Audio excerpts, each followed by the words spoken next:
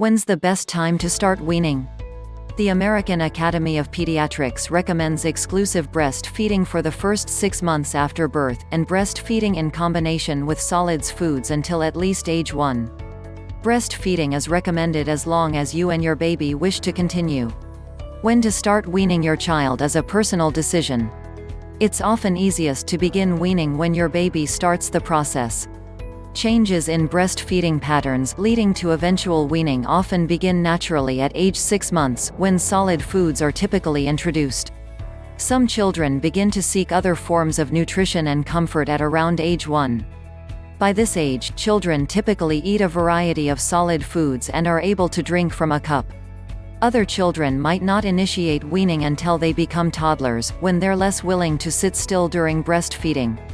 You might also decide when to start the weaning process yourself.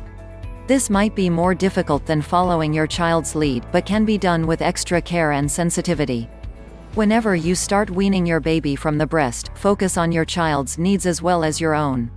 Resist comparing your situation with that of other families, and consider rethinking any deadlines you might have set for weaning when you were pregnant or when your baby was a newborn.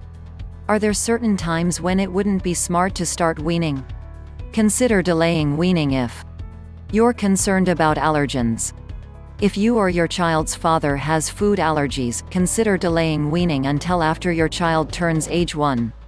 Research suggests that exposing a child to potential allergens while breastfeeding might decrease his or her risk of developing allergies. Talk to your child's doctor. Your child isn't feeling well. If your child is ill or teething, postpone weaning until he or she feels better. You might also postpone weaning if you're not feeling well. You're both more likely to handle the transition well if you're in good health. A major change has occurred. Avoid initiating weaning during a time of major change. If your family has recently moved or your childcare situation has changed, for example, postpone weaning until a less stressful time. If your baby is struggling with the weaning process, consider trying again in a month or 2.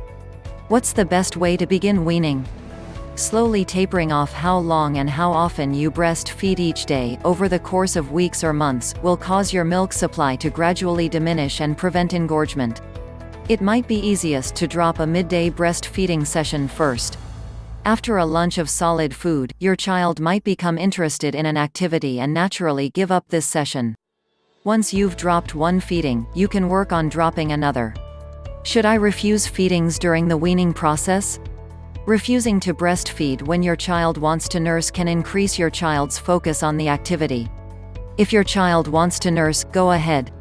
Then, continue working to distract him or her with new foods, activities and sources of reassurance, such as a favorite stuffed animal, around the times of your typical breastfeeding sessions. What about nutrition after weaning? If you wean your child from breastfeeding before age 1, use expressed breast milk or iron-fortified formula.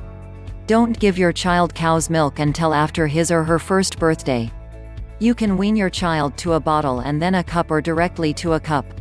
When introducing your child to a bottle, choose a time when he or she isn't extremely hungry and might have more patience. Use a bottle nipple with a slow flow at first. If you use a bottle nipple with a fast flow, your child might become accustomed to that and get frustrated with the pacing and different flow rate of milk during breastfeeding. How long does weaning take? Weaning could take days, weeks or months. Even after you successfully wean your child from day feedings, you might continue to breastfeed in the morning and before your child's bedtime to keep up that feeling of closeness. Breastfeeding is an intimate experience. You might have mixed emotions about letting go. But by taking a gradual approach to weaning, and offering lots of affection, you can help your child make a smooth transition to a bottle or cup.